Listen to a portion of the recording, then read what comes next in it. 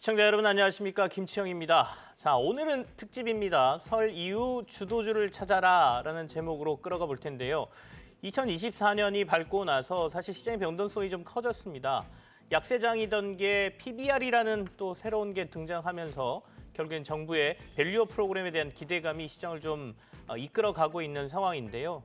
어떻게 보면 또 다른 한 해가 시작되는 거죠. 설 이후 봄바람이 불 때 시장이 어떻게 될지, 그리고 또 어떤 종목들을 가지고 저희가 시장에 대응해야 될지 오늘 이 시간 재밌게 한번 풀어보도록 하겠습니다. 오늘은 특별히 세 분을 이 자리에 모셨는데요. 먼저 나와주신 세 분 소개해 드리겠습니다. 위즈웨이브의 이권희 멘토 나와 있고요. 그리고 리서치아름의 고윤기 멘토, 유한타증권의 스마트 채널 팀 김동공 멘토, 이렇게 세 분과 함께합니다. 어서 오십시오. 자, 이제 제가 2월 설이 지나고 나면 뭔가 봄바람이 좀 불고 따뜻한 증시가 될 것이냐 이런 말씀을 드렸는데, 세 분께 설 이후 시장에 대한 전망을 간단하게 듣고 시작해 볼까요? 이권희 멘토부터 하실까요? 예, 설 이후에 그러면 뭐 주가가 보면 이제 전반적으로 지금 그동안 쉬었던 반도체 장비라든지 이런 종목들이 올라오면서 좋은 흐름을 이어가고는 있는데, 일단 이제 2650선까지의 반등은 언제든지 나올 수 있다라고 보고 있고요. 지난번 직전 고점이 2670선인데 여기까지의 반등은 뭐 나올 수 있겠지만 한 2700, 800 이렇게 올라가려면 사실은 주도 업종들이 조금 전체적으로 다 좋아져야 된다라는 전제가 좀 깔려야 될 것 같고요. 네. 근데 또 하나 이제 플러스 요인은 2차 전지가 지금 전반적으로 다시 반등을 하려고 하는 기조를 보이고 있다는 거. 그동안 좀 가격적으로 좀 많이 조정을 받으면서 네네.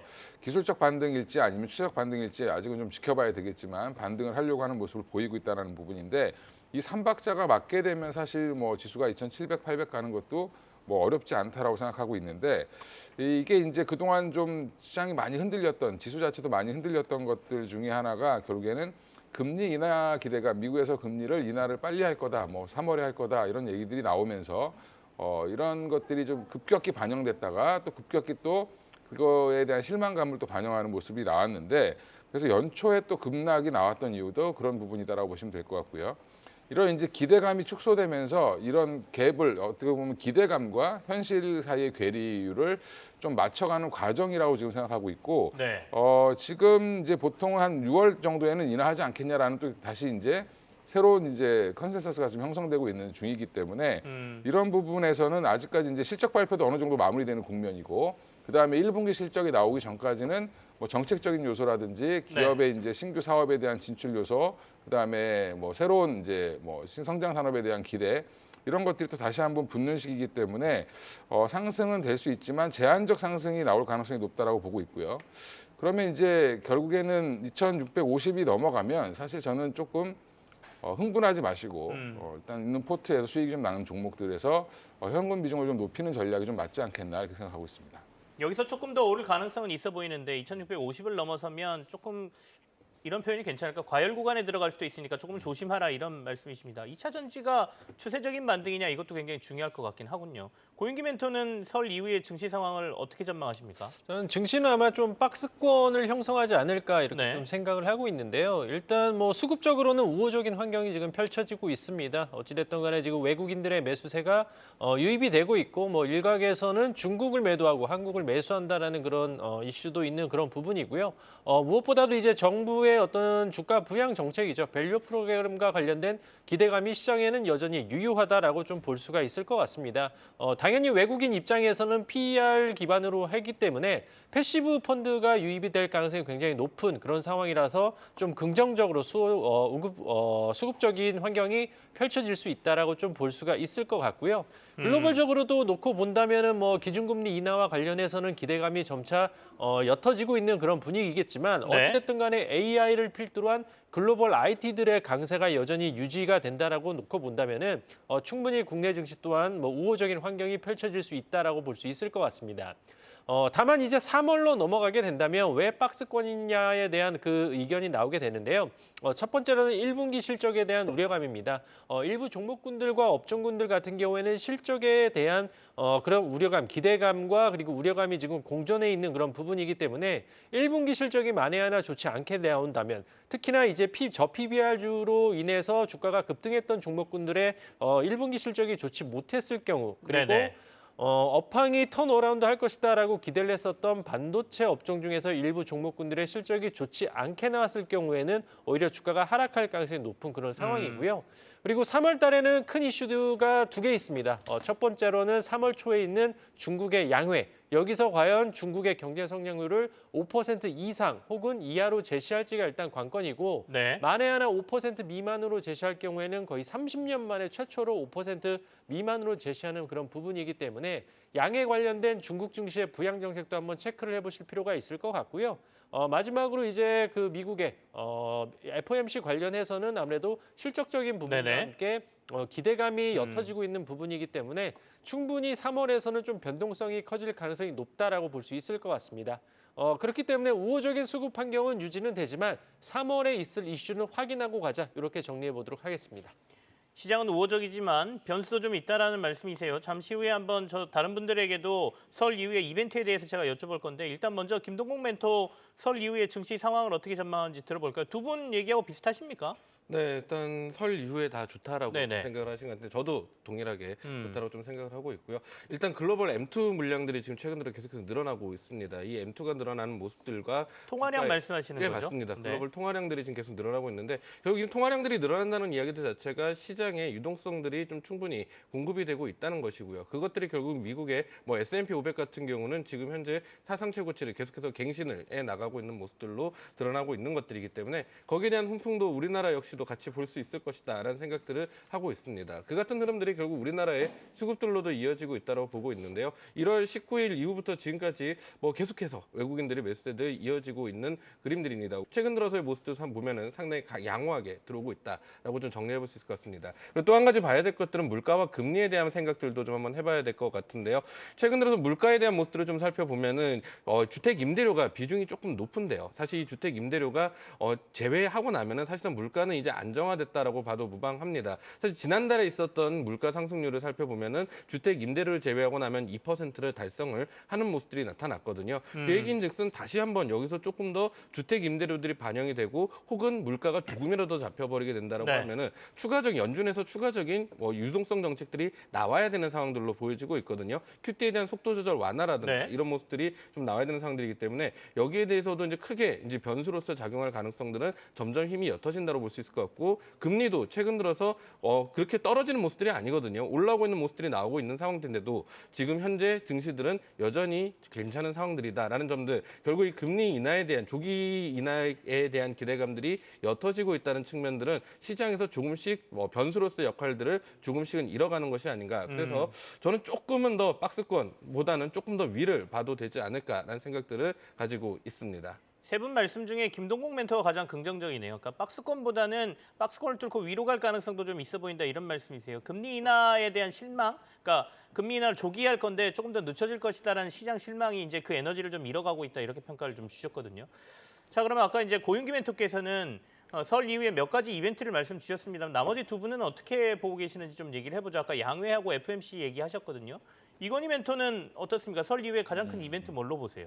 일단 뭐 지금 설 연휴 끝나자마자 그 주에 또 미국의 이제 1월 물가 지표가 또 발표가 되겠죠. 소비자 네네. 물가 지표가 발표될 텐데 그게 또 이제 영향을 많이 미칠 겁니다. 아마 지난주에 이번 주에 나왔던 그 미국의 고용 관련된 지표 보면 갑자기 또 이제 늘었죠. 그러면서 이제 예상치보다 거의 2배 이상 늘어나면서 또 한번 충격을 줬는데 근데 이제 물론 이제 소비자 물가 지표는 이제 어느 정도 시장에서 영향력은 조금 많이 줄어든 것 같긴 합니다. 네. 근데 이제 이게 예상대로 나오면 시장에 미치는 영향이 그닥 크지 않겠지만 오히려 이제 거꾸로 나오면 예상치가 이제 문제가 될 텐데 이제 그런 부분들은 확인할 필요는 있다라고 보고 있고요. 네. 그리고 지금 주가가 움직이는 큰 시장이 움직이는 흐름을 보면 사실은 미국의 국채금리, 10년물 국채금리가 떨어지느냐 올라가느냐가 이제 대세 상승이 나오냐 안 나오냐가 지금 당분간은 좌지우지했던 부분들이 많고요.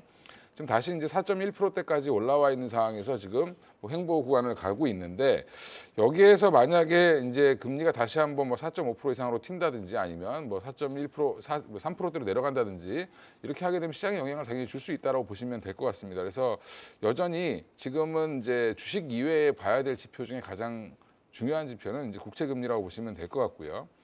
지금 이제 전기차 관련돼서 다시 이제 뭐 LG화학이 어제 다시 투자를 받기 시작을 하고 뭐 GM과 같이 GM에서 이제 수주를 받고 이런 뉴스가 나오긴 했지만 여전히 이제 전기차 관련돼서 투심은 안 좋은 이유가 전방 산업이 안 좋기 때문에 그런 건데 그런 부분들은 아마 올해 이제 전기차 충전소의 확충이라든지 그 외에 이제 저가 모델이라든지 모델의 다양성 뭐 이런 것들이 나오기 시작하면서 좋아질 걸로 예상을 하고 있습니다. 근데 문제는 이게 좋아진다는 게 눈에 확 들어오려면 사실 한 여름은 지나야 되지 않겠나 생각하는데 이게 항상 주식이라는 게 선반영을 하기 때문에 그 부분을 좀 감안을 하셔서 지금부터는 바닥 잡기를 좀 시작한다라고 생각하시고 관심 종목에 넣어놓고 좀 보실 필요는 있다라고 말씀드리겠습니다. 물가지, 표, 금리 그리고 전기차의 투심 회복 이 부분 세 개 짚어주셨고 김동국 멘토는 설 이후에 가장 큰 이벤트를 뭘로 보십니까? 네, 말씀해 주셨던 대로 2월 13일 물가가 가장 좀 중요하지 않을까라고 생각을 하고 있습니다. 방금 전에도 말씀을 좀 드렸다시피 그러니까 주택 임대료들을 제외하고 나면 사실상 2%를 달성을 했거든요. 근데 이 주택 임대료 같은 경우는 실제 시장에 있는 수치와 그리고 CPI 내 수치가 좀 다르게 나타나는 경향들이 있습니다. 네. 통계 집계 방식 때문에 나타난 차이기는 한데요. 보통 6개월에서 1년 정도 후행한다라고 나오고 있는데 주택 임대료가 이미 하방을 이제 좀 보여주고 있는 상황들이거든요. 시장에서는. 그렇다면 결국 이런 CPI에서의 주택 임대료들 역시도 하방으로 적용이 될 가능성들이 좀 높다라고 이야기를 해볼 수가 있을 것 같고요. 그렇다라고 하면은 금리 인하에 대한 기대감들에 대한 액션 역시도 조금은 더 명확해지지 않을까라는 생각들을 하고 있습니다. 때문에 말씀해 주셨던 대로 2월 13일 물가 일단은 확인은 한번 해봐야 되겠지만 예상은 좀 긍정적으로 시장이 우호적으로 나올 가능성들은 높지 않을까 이렇게 얘기를 해볼 수 있을 것 같습니다. 알겠습니다. 결국엔 물가가 금리나 시기를 결정할 테니까요. 물가를 좀 눈여겨보자 이런 말씀이십니다. 자, 그러면 이제 오늘 특집 제목이 설 이후의 주도주 아니겠습니까? 주도주 찾기 시간으로 들어가 보겠습니다. 설 하면 뭐니 해도 세뱃돈이죠. 근데 이제 세뱃돈은 이제 우리 나이에는 받기는 좀 힘들고 증시에서 세뱃돈을 벌든지 아니면 세뱃돈을 받으신 분이라면 이 세뱃돈을 가지고 설 이후에 조금 더 불려보는 전략을 저희가 좀 찾아봐야 될 텐데 먼저 세 분이 가져오신 설 이후에 주도주 한번 확인해 보도록 하죠. 자, 두 개씩 저희가 부탁을 드렸습니다. 이권희 멘토, 고윤기 멘토, 김동국 멘토가 가져온 설 이후 주도주로 뽑은 종목들입니다. 이권희 멘토는 오로스 테크놀로지와 GST 꼽으셨고요. 고윤기 멘토는 가온칩스, 이수페타시스, 그리고 김동국 멘토, HPSP 그리고 SK 하이닉스입니다.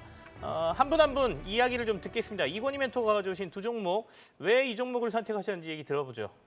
예, 일단 지금 최근 안 좋았죠. 이제 저 PBR 관련된 종목들이 이제 대형주들을 중심으로 네네. 자금이 쏠리면서 사실은 가장 피해를 본 쪽이 아마 중소형 그 반도체 관련된 종목들이 많이 피해를 봤다라고 보고 있고요. 수급이 약간 쏠리면서 그쪽에 수급 공백이 생겼는데 그 사이에 좀 오로스 테크놀로지도 상승 추세를 만들려다가 지금 한번 부러진 모습이었는데 다시 한번 동력을 좀 가동할 걸로 예상을 하고 있고요.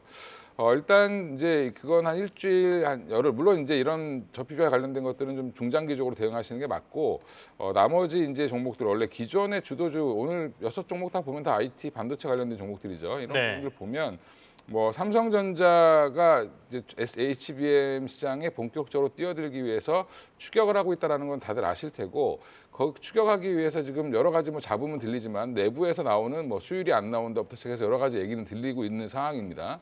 SK 하이닉스는 이미 이제 내년 물량을 계약을 이제 시작을 했다, 엔비디아라 시작을 했다는 얘기가 나오고 있는데, 이제 결국엔 설비 투자를 이쪽으로 늘릴 수밖에 없는 상황이고, 네. 결국에는 HBM이라는 게 여러 층을 쌓는 거죠. 이제 어떻게 보면 메모리를 여러 층으로 쌓는 고집적 회로를 만드는 건데, 이런 부분들에 있어서 가장 중요한 게 검사 장비가 중요하다라고 얘기를 많이 하고 있습니다. 그다음에 검사, 그다음에 계측 장비 이런 것도 중요한데 오로스 테크놀로지가 국내 최초로 오버레이 계측 장비를 국산화한 기업이고 미국 기업과 지금 경쟁을 하고 있는 상황이다라고 보시면 되는데 오로스 테크놀로지 수율 개선을 위한 것 때문에 삼성전자에서 이미 작년에도 한 110억 정도 수주가 들어왔는데 올해 이제 이런 것들이 본격적으로 나올 걸로 예상을 하고 있고요.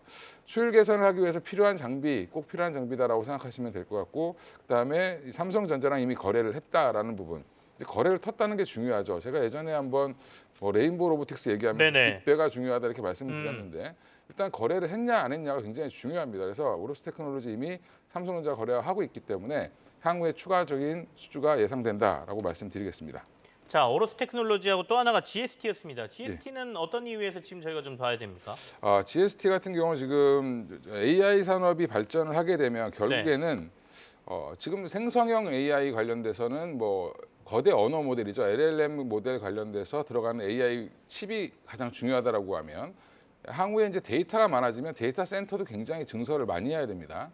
그러면 이제 데이터 센터 같은 경우도 결국에는 가장 중요한 거는 또 열을 내려주는 게 중요한데 네. 이게 지금 AI 관련된 데이터는 굉장히 이게 용량이 크기 때문에 열을 감소시켜주는 기술을 갖고 있는 이제 GST가 좀 부각을 되고 있다라고 생각하시면 될 것 같고요.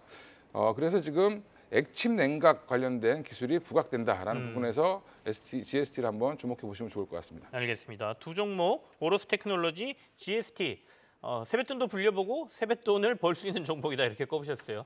고용기 멘토는 이 타이틀이 좀 부담스러우실 것 같긴 한데 세 분이 다 어떻습니까? 아까 가온칩스 이스페타시스인데 투자 포인트 좀 설명 들어볼까요? 일단 뭐 시장은 뭐 아무래도 저 PBR 관련주들이 좀 강세를 띠고 있는데 저 PBR 관련주들은 좀 국내에 국한된 어떤 트렌드이지 않습니까? 근데 AI와 그리고 반도체 같은 경우에는 글로벌한 어떤 트렌드라고 볼 수가 있을 것 같은데 네. 가온칩스 같은 경우에는 딱 이 한 문장으로 설명이 될 것 같습니다. 삼성 파운드리의 협력사고 그리고 ARM의 이제 공인 디자인 하우스라고 보시면 좋을 것 같은데 일단 AI PC 출하량 같은 경우가 이제 가트너 자료에 따르면 2023년 2,900만 대인데요. 이제 2024년 말까지 지금 2억 9,500만 대로 달할 거기 때문에 이 AI 온 디바이스 관련된 그 관련주들의 강세가 여전할 것으로 좀 보고 있습니다. 이런 상황에서 지금 아무래도 그 반도체를 설계하고 있는 이 팹리스 기업들이 수혜를 볼 것으로 지금 전망이 되고 있는 그런 상황인데요. 네네. 가온칩스 같은 경우는 이미 선단 공정 비중에 지금 80% 이상으로 지금 추정이 되고 있는 그런 상황이고 지금 뭐 삼성 파운드리의 선단 공정에서 지금 200건 이상으로 이미 설계에 지금 참여를 했기 때문에 큰 강점을 갖고 있는 회사라고 보시면 좋을 것 같습니다. 그리고 이제 작년 매출 비중을 놓고 본다면 AI와 그리고 차량용 매출 비중이 무려 70%가 넘는 그런 구간대이기 때문에 향후에 첨단 산업이 더욱더 발전하게 된다면 수혜를 볼 수밖에 없는 그런 기업이다라고 보시면 좋을 것 같습니다. 네. 그동안 실적이 좋지 않았던 이유는 아무래도 인건비, 즉 엔지니어에 대한 인건비 때문에 그런 부분인데요. 향후에 이런 부분 또한 올해 같은 경우에는 차량용 프로젝트에 대한 그 매출이 가미가 되면서 충분히 우상향할 수 있을 거라고 좀 보고 있습니다. 실적을 발표하는 ARM이 거의 20% 넘게 급등을 한 그런 이슈로 인해 오르고 있는 것만큼 그리고 비교 기업이라고 할 수 있는 오픈엣지 테크놀로지도 드디어 흑자 전환에 성공한 만큼 팹리스 업체들의 주가 상승은 더욱더 이어질 가능성이 높다 이렇게 볼 수 있을 것 같습니다. 팹립스로서 조금 더 관심 가질 만하다 이런 말씀이세요. 그러면 이스페타시스는 지금 왜 저희가 봐야 되나요? 이스페타시스 같은 경우에는 그동안 이제 엔비디아 관련주로 많이 알려져 있는 그런 회사인데요. 주가가 꺾인 이유는 실적이 좋지 않았기 때문입니다. 그렇지만 3분기 실적을 바닥으로 해서 이제 올라갈 것으로 지금 전망이 되고 있는데 3분기 실적이 좋지 않았던 이유는 사공장 내 사공장 건설을 위한 비용 때문이라고 보시면 좋을 것 같습니다. 그렇기 때문에 이스페타시스가 MLB 기판의 AI 가속기에서는 지금 뭐 말씀드렸던 것처럼 뭐 엔비디아라든지 기타 다른 고객사로도 지금 확대를 할 수 있는 그런 부분이거든요. 뭐 이미 서버향 제품 같은 경우는 지금 마이크로소프트한테 지금 납품을 하고 있기 때문에 향후에 더욱더 납품할 수 있는 그 어떤 제품군이 더욱더 늘어날 가능성이 높다라고 좀 보시면 좋을 것 같습니다. 그렇기 때문에 올해 이스페타시스 같은 경우에는 실적에 대한 부진이 더욱더 개선될 여지가 높고 무엇보다도 24년 올해 하반기죠. 하반기부터 돌아갈 사공장에 대한 어떤 매출이 이제 본격적으로 이익에 직결되는 그런 부분이기 때문에 올해 뭐 지속적인 관심을 가지셔도 좋다 이렇게 정리하도록 하겠습니다. 알겠습니다. 그러면 김동국 멘토가 가져온 세뱃돈 벌 수 있는 종목 HPSP 그리고 SK 하이닉스 두 종목 얘기 들어볼까요? 일단 두 개 다 반도체입니다. 네, 그렇네요. 일단 반도체를 좀 집중해야 된다라는 생각들을 가지고 있고요.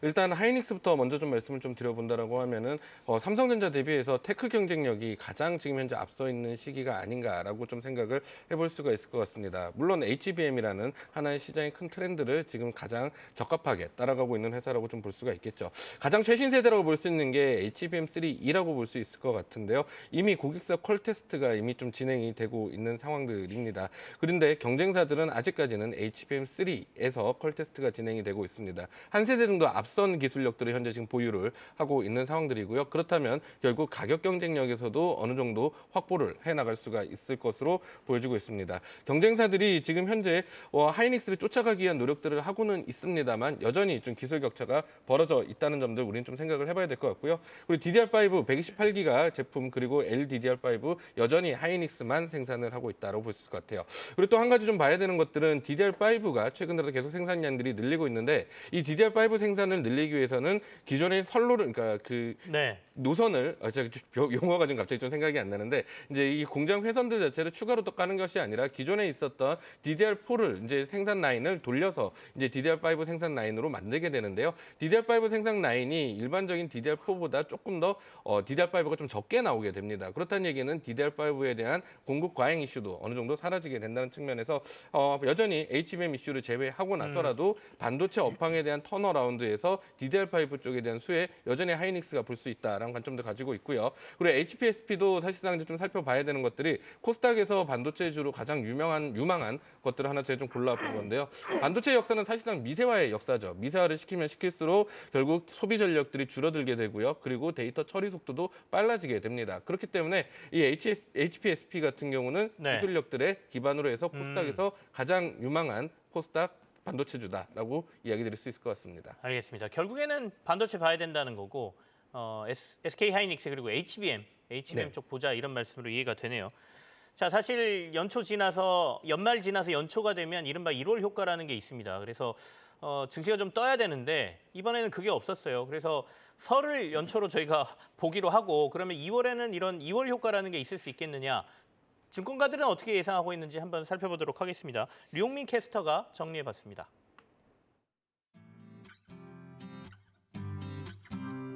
네, 연말 상승 랠리 후 코스피는 글로벌 주요국들과 디커플링 현상을 보여왔습니다. 증시 전문가들은 크게 중하권 증시 악화, 2차 전지 업종의 불확실성, 반도체 산업의 후행성을 원인으로 꼽고 있는데요.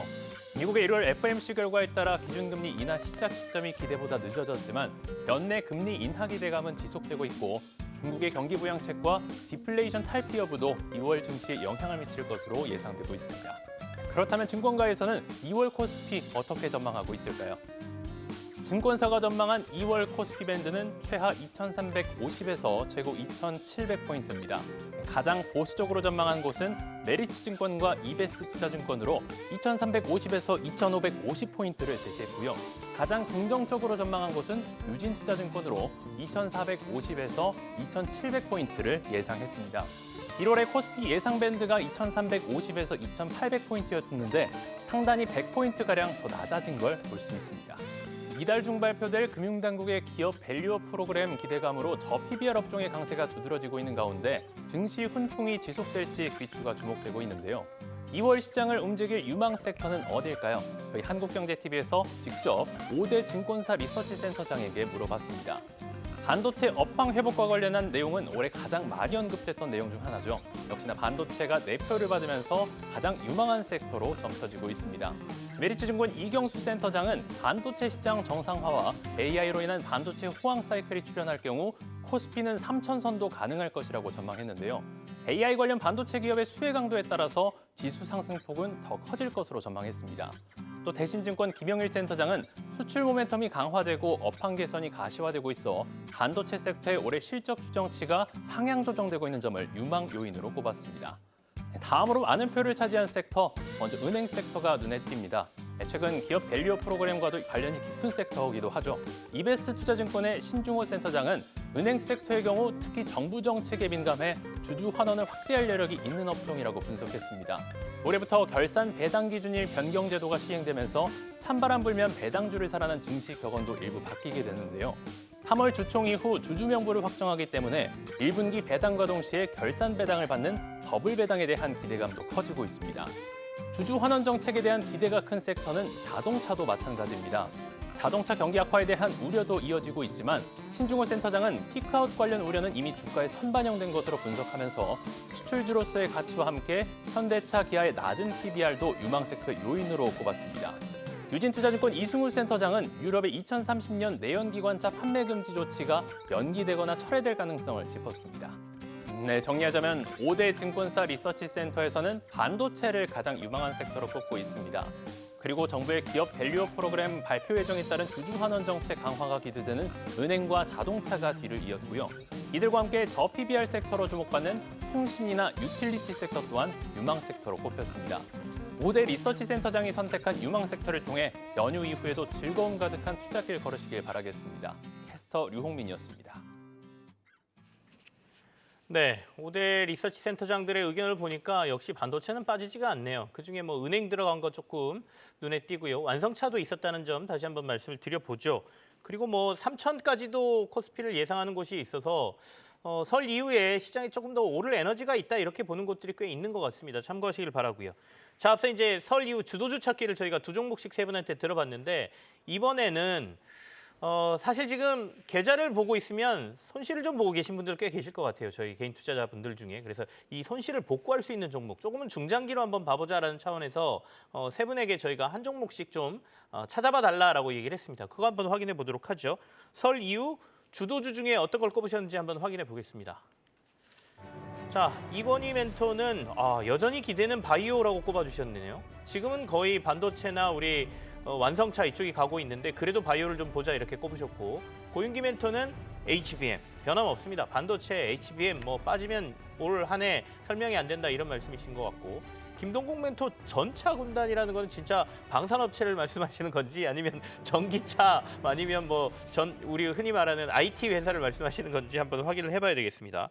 자, 먼저 이 세 종목 선택하신 이유를 간단하게 한번 들어볼까요? 이 주도 그 섹터로 보신 이건희 멘토부터 들어보죠.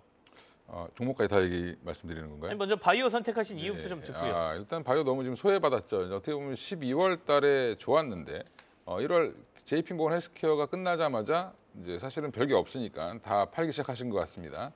근데 사실 보면 HLB처럼 오랫동안 힘들었던 회사들이 보면 최근에 간암 관련돼서 임상 3상이 이제 뭐 끝나고 네. 허가가 나올 거라는 기대감으로 지금 뭐 3월 중에 나온다라고 하는데, 그러면서 지금 거의 3만 원대에서 지금 7만 원대까지 급등하는 양상을 보였죠. 이제 결국에는 바이오 종목들은 시간이 좀 걸리는데 항상 그 투자 포인트가 있습니다. 뭘 기다리고 있느냐라는 포인트가 있는데, 그런 포인트가 있는 종목들 중심으로 해서 뭐 저는 좀 역사와 전통이 오래된 바이오 기업들을 좋아하는데 네. 그런 바이오 기업을 하나 소개시켜드리겠습니다. 그러면 그 바이오 꼽으셨으니까 어떤 종목을 저희가 눈여겨보면 되겠습니까? 저는 여전히 알테오젠을 가장 좋게 보고 있고요. 알테오젠은 이제 플랫폼을 좀 갖고 있어야 된다 이런 말씀이신가요? 그렇죠. 예, 플랫폼 갖고 있는데 이미 이제 라이센스 아웃도 많이 했고, 사실은 혈관 주사를 이제 피하 주사, 이제 어려운 말로 IV 제형을 이제 SC 제형으로 바꾸는 건데, 한마디로 링겔 막던 거를 그냥 일반 주사로 바꾸는 겁니다. 이렇게 바꾸는 건데, 이런 플랫폼을 기술을 보유해서 이제 계속 기술을 개발을 해나갔던 기업이고, 좀 오래된 기업이죠. 여러 가지를 이제 지금 이제 투자 포인트는 머크사가 이제 키투르다의 제형 변경을 이제 시행하려고 하는데, 이 부분에 있어서 체결 가능성, 이제 독점 계약, 지금 이미 단편적인 계약은 체결돼 있습니다. 근데 이거를 머크만 쓸 수 있게 하자라고 지금 하는 부분이고요. 최근에 근데 머크가 주가가 계속 고공행진을 하고 있습니다. 네. 고공행진하고 있는 중에 하나가, 컨콜에서 또 무슨 말을 했냐면 로열티를 거의 5% 근처까지 지급하겠다라고 언급을 했는데, 만약에 알테오젠이 이게 독점으로 5%가 된다라고 하면 사실은 지금 주가는 너무너무 쌀 수 있다라고 네. 말씀을 드리겠고요. 규모가 뭐 사실은 어마어마한 큰 그 블록버스터급 약이기 때문에 이 제형 변경 하나만으로도 사실은 알테오젠이 평생 어떻게 보면 몇십 년을 먹고 살 수 있는 거리가 나올 수 있기 때문에 지금부터 남들이 관심이 없을 때 좀 지켜보셔야 되지 않겠나 생각하고 있습니다. 알겠습니다. 머크하고의 합병 얘기도 막 나오고 그랬습니다. 근데 그거는 아니고 이제 로열티를 단독으로 받게 되는 꽤 높은 로열티를 받을 가능성이 있으니까 한번 눈여겨보자 이런 말씀으로 이해해 보죠.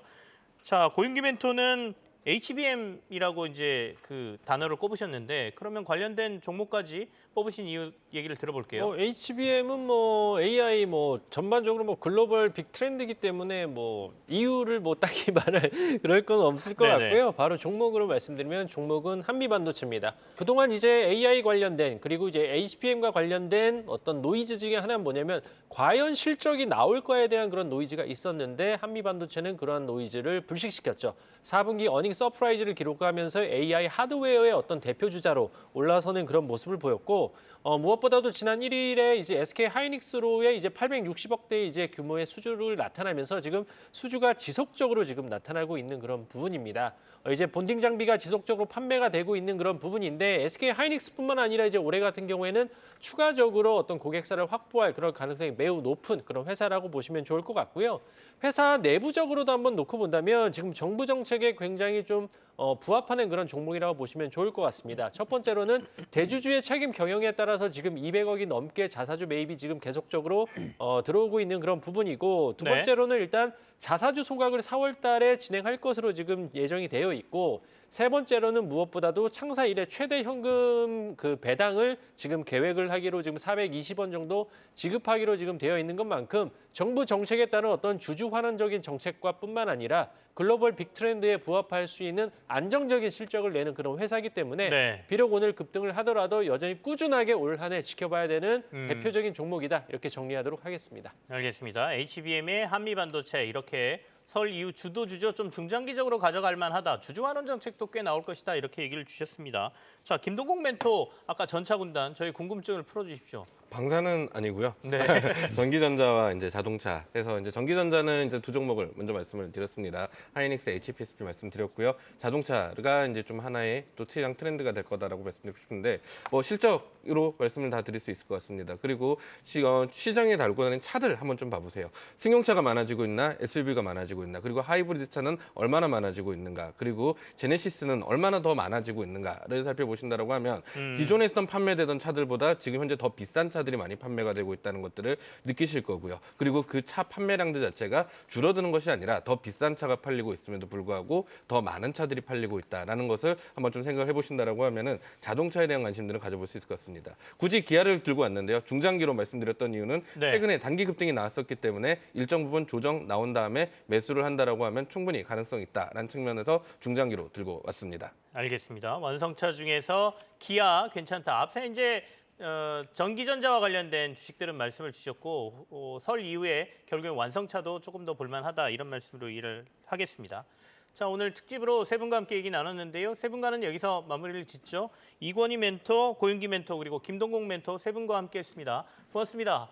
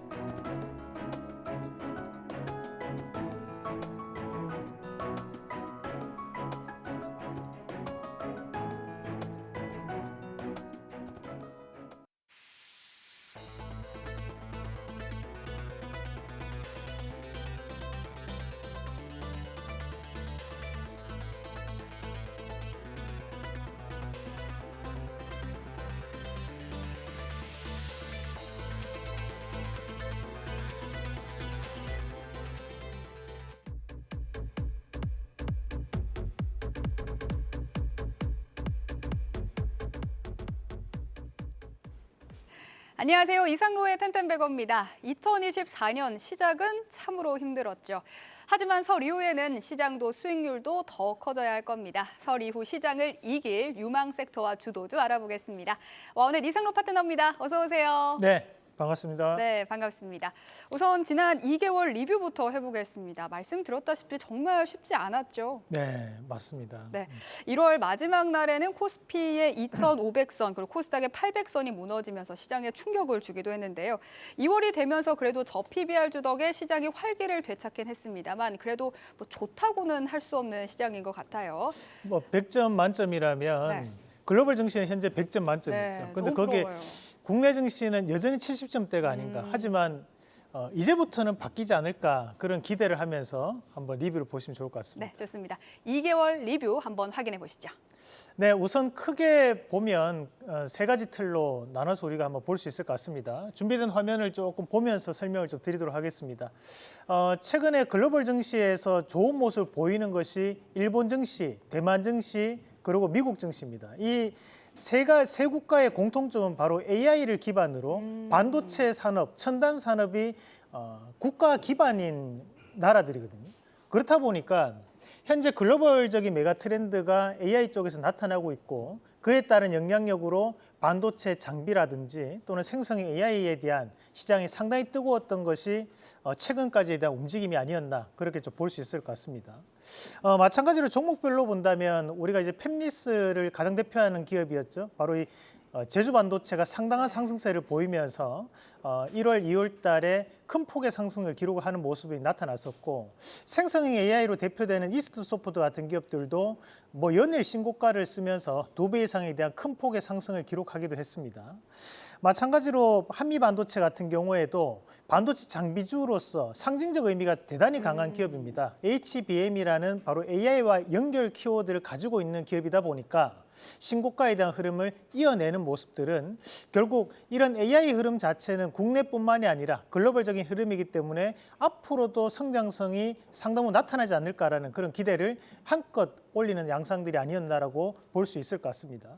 두 번째로 봐야 되는 것은 이제 가치주에서 성장주로 바뀌고 있는 바로 이 자동차 종목군들이 말씀드리겠습니다. 우리가 이제 자동차주들 같은 경우에는 과거에는 가치주라고 얘기를 했습니다. 사실 큰 변화를 느낄 수 있는 분야는 아니었고 다만 이런 내연기관차에서 전기차로 시장이 바뀌는 것에 대해서 OPM, 바로 영업이익률이 크게 상승하는 모습들이 나타나면서 주가도 바뀌고 있는 양상들인데 기아차를 필두로 해서 현대차도 상당 부분 따라가는 입장들이고 거기에 현대차 계열사라고 볼 수 있는 현대글로비스라든지 현대위아, 뭐 현대모비스까지도 함께 들썩거리는 모습들이 나타났습니다.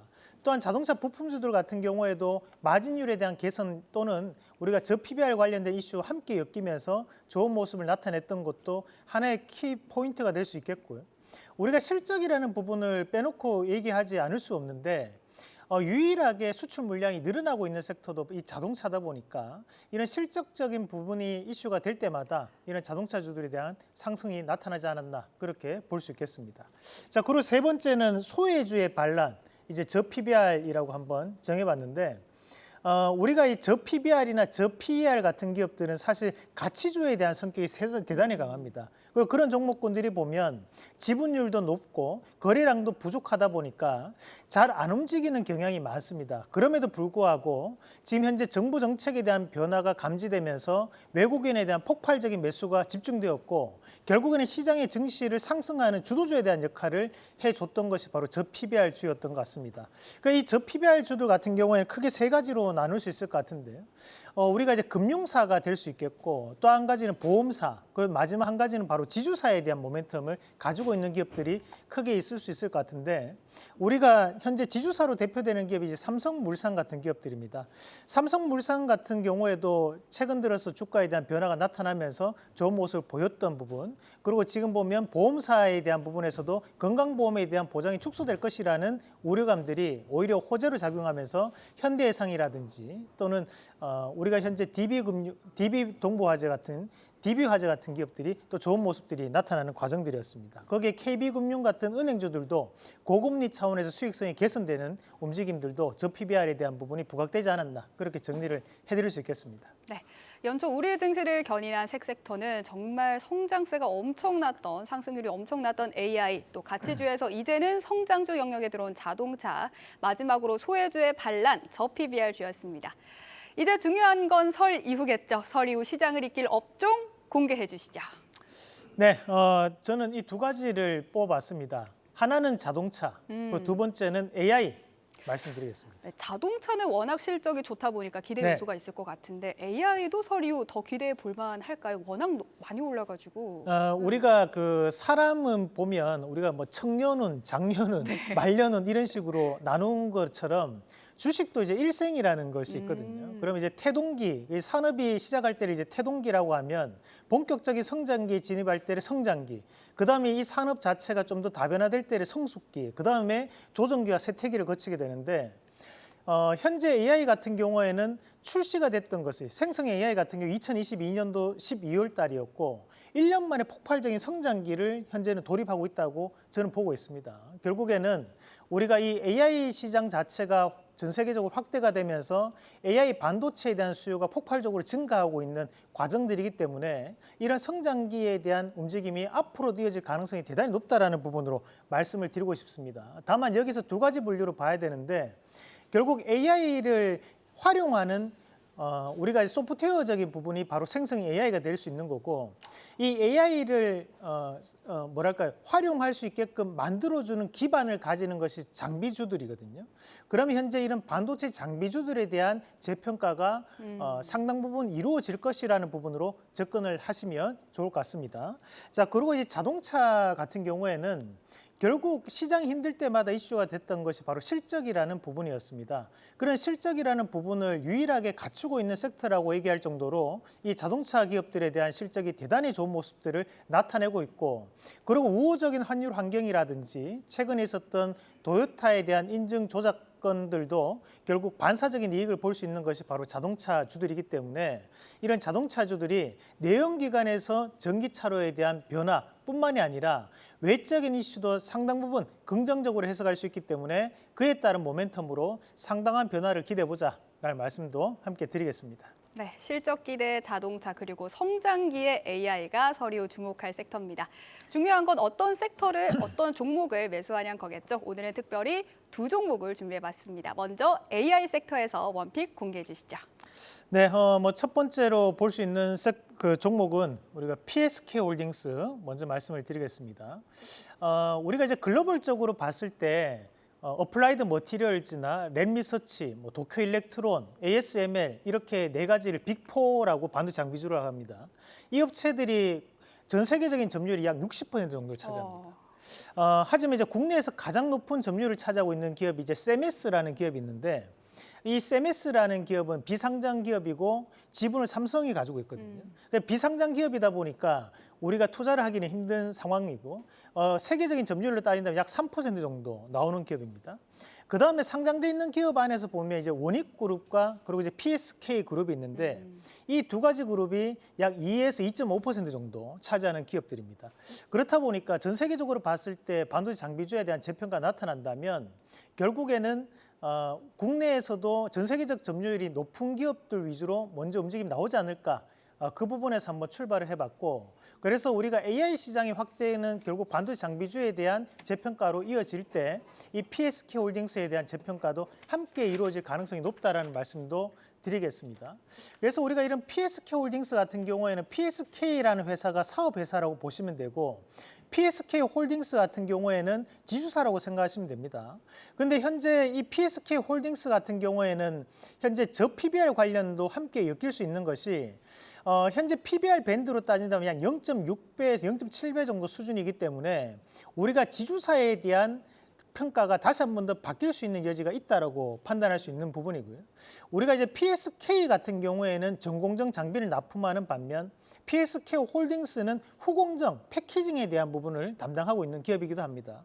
그런 과정들을 봤을 때 현재 SK하이닉스가 얘기하고 있는 HBM 관련된 이슈가 확대되면 확대될수록 이런 첨단 패키징을 추구하고 있는 PSK홀딩스에 대한 재평가도 상당히 이루어지지 않을까라는 말씀도 함께 드리겠고 우리가 최근 들어서 이런 반도체 장비주들에 대한 전반적인 재평가가 나타나고 있는데 그 중에서도 우리가 볼 수 있는 것이 이런 대표적인 패키징 기업이라든지 또는 우리가 전공정 장비 관련된 기업들에 대한 재평가는 계속 전반기 내내 계속적인 이슈가 좀 되지 않을까라는 말씀도 함께 드리겠습니다. 이는 결국 글로벌적인 흐름이라고 보는데요.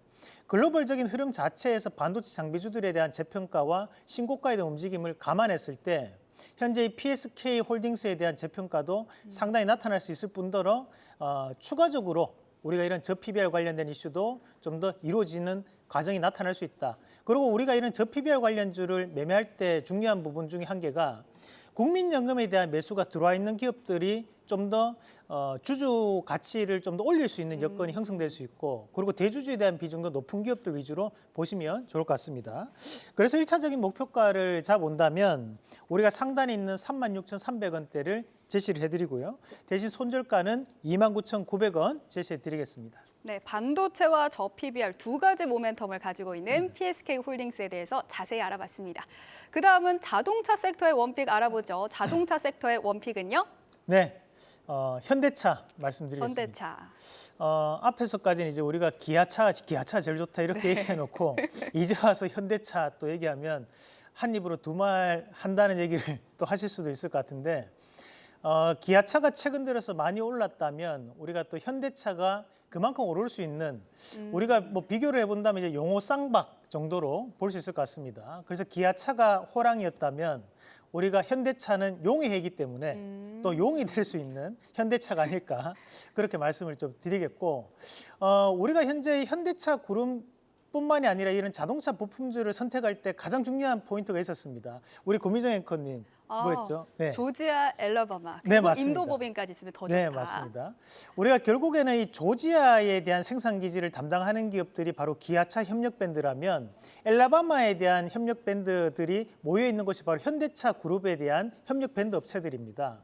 결국 미국에 대한 모멘텀이 현재는 진행이 되고 있고, 현대차 그룹이 추구하고 있는 방향이 전기차 같은 경우에는 생산량의 약 40%까지를 미국 본토에서 이루어내겠다는 목표를 가지고 있습니다. 우리가 전 세계적으로 중국과 유럽 같은 경우에는 이미 전기차가 상당 부분 보급이 되는 반면 미국은 현재 계약기에 대한 상황이라고 볼 필요가 있습니다. 그런 관점에서 봤을 때 2024년도는 현대차 그룹에 대한 상당한 재평가가 이어질 수 있는 여건이 형성된다라고 저는 판단을 하고 있습니다. 그래서 이런 현대차 그룹 내에서도 현재 고사양 모델이라고 볼 수 있는 제네시스 모델에 대해서 글로벌적인 점유율이 확대되고 있는 과정들은 결국 매출에 대한 상승과 영업이익에 대한 상승으로 나타날 여지는 대단히 높은 부분으로 판단을 할 수 있고, 지금 현대차 그룹에 대한 부분 안에서도 현대차 같은 경우에는 우리가 이 기술적인 측면에서 월봉으로 봤을 때 과거 2021년도 코로나 이후에 상당히 큰 폭의 상승세를 그리면서 거래량이 폭발적으로 늘어났는데, 지금 현재는 그 시점까지 다시 한 번 더 올라오는 과정들입니다. 그 말인즉슨 과거에 있었던 2021년도에 대한 그런 거래량적인 측면들이 지지권력으로 작용하면서 주가에 대한 좀 더 높은 탄력을 붙일 수 있는 그런 여건이 형성될 수 있다라고 판단을 하는 바, 현재 현대차에 대한 재평가가 좀 더 이어지지 않을까라는 말씀도 함께 드리겠고, 최근에 있었던 이런 도요타의 인증 조작 사태는 결국 경쟁업체라고 볼 수 있는 이런 현대차 그룹에 대한 재평가로 나타날 수 있다는 거죠. 과거 2008년도에 현대차 그룹이 슈퍼사이클을 그리면서 2013년도까지 약 5년 동안 상승이 나타났었는데, 그때 이슈가 바로 미국 진출의 이슈, 그리고 두 번째는 엔고 현상에 대한 이슈, 그리고 세 번째가 환율이었습니다.